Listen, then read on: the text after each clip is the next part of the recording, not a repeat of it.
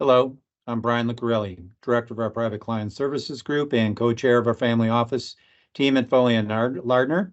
And today I'm here with Eric Pearson, a partner in our tax controversy practice. Welcome, Eric. Thanks, Brian. Thanks for having me. And today we will be discussing developments regarding IRS enforcement. But before we get started with that, Eric, would you mind sharing a little bit of your professional background with our audience, and then we'll jump right into it? Sure. So I've been at Foley for 15 years. As you mentioned, I'm a partner in the tax controversy practice. At Foley, that falls within the litigation department.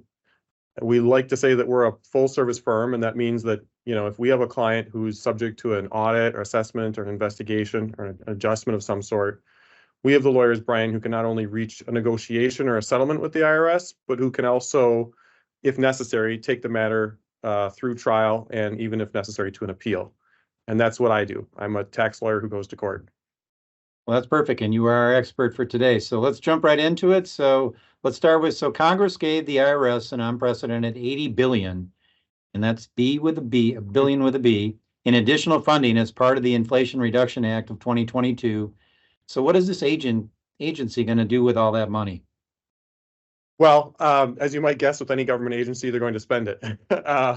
But you're right. It's an unprecedented amount for the IRS. And when that was passed in 2022, Brian, actually 45.6 billion of the 80 billion, so more than half, was earmarked for enforcement activities by the IRS. Now, the 80 billion has later been reduced to 60 billion as part of the deal that the Democrats struck with House Republicans during the budget negotiations in the latter half of 2023.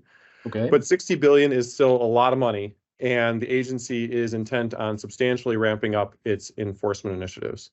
Well, it sounds like you may be busy coming up, but so let's jump into the second question. So has the IRS given any indication of where it intends to place its focus with allocated dollars?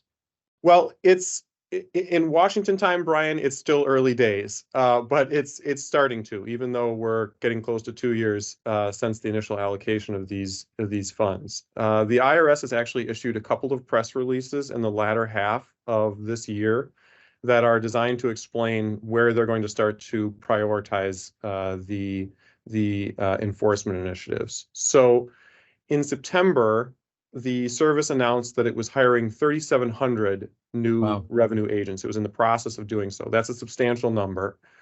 What's it going to do with those agents? First, the service said that it would be ramping up audits of the largest and most complex partnership returns. There is already what's known as a large partnership compliance program that exists within the service is divided into four divisions: small business, self-employed, wage and large business international. That's known as LB&I. This large partnership compliance program will be within LB&I, or the large business and international, and it will be dedicated specifically to reviewing these complex partnerships and S corps, their returns. Okay. So that's one enforcement initiative. The IRS has also said, and this is not so new news, but they're going to devote more resources to targeting the foreign bank account report violations of those. Those are for taxpayers who have a financial interest or signature authority over a foreign financial account. And then they're also going to continue to focus on and ramp up their enforcement of digital asset transactions. And we've seen cryptocurrency typically, right? We've seen audits of those. They're progressing slowly. I would expect that more dollars, more revenue agents working on those things will perhaps start to speed up that process. So that was September. Then at the end of October, the IRS issued another press release that announced some additional priorities.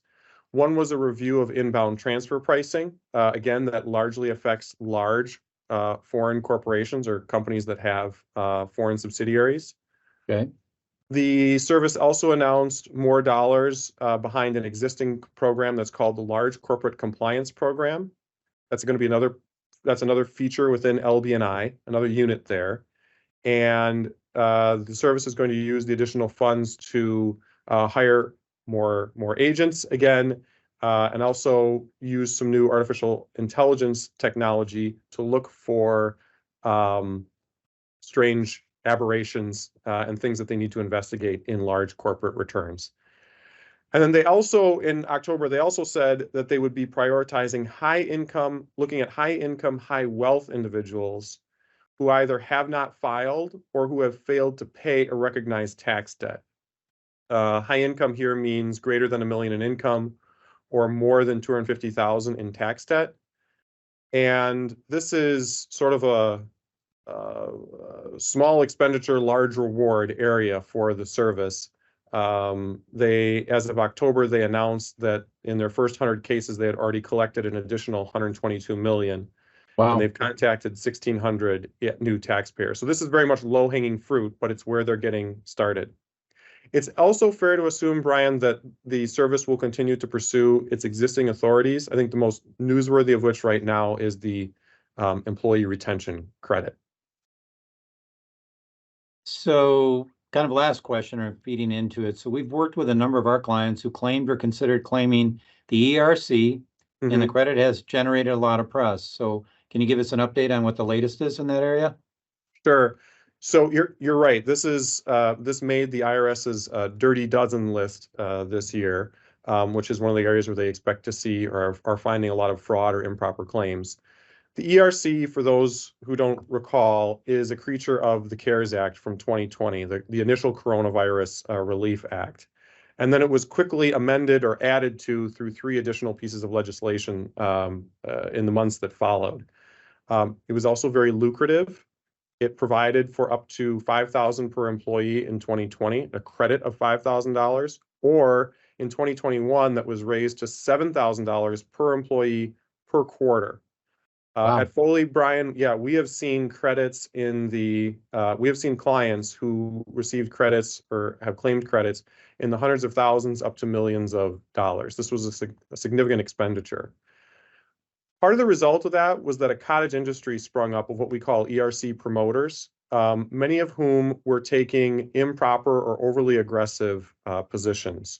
And throughout the course of 2023, the IRS has been ramping up sort of the temperature in its press releases and in its enforcement of what's happening with this ERC claim.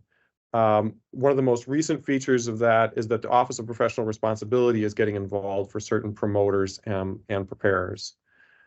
The latest, to answer your question, is that there's been a moratorium placed on processing new applications at least through the end of this year. If you're already in the hopper, you're subject to some enhanced reviews.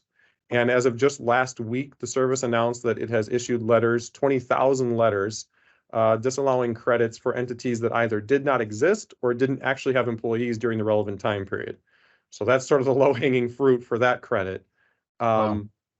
But the point that I would leave you with is that for our clients or for those who are watching who have filed or attempted to claim the credit, but who have not yet received the refund, or if they haven't cashed the check, there is still a special withdrawal program available through the end of the year, by which the claim can be withdrawn with no penalties and no interest, and it essentially will be treated as if it never happened. We're not sure what happens to that after year end, but that window is still open. Well, it sounds like timing's important to get this one out so people can see it before the end of the year. So, well, Yeah. Eric, with that, I want to thank you for sharing your time and certainly your expertise today.